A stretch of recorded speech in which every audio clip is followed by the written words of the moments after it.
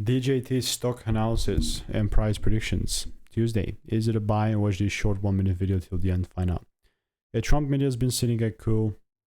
This is just south of $50. So we're close to that. You know, post market has definitely been carrying. And I'm still quite bullish on this market.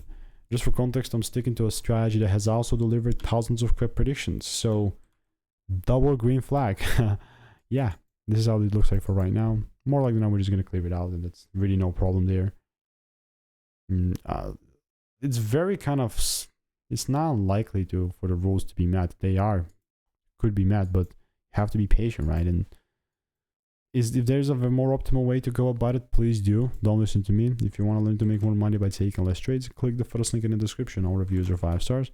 And I'm trying to remind the OGs that could remember that are watching this video. Maybe you're one of them. Do you remember the DWAC days on this YouTube channel? They were crazy. Crazy.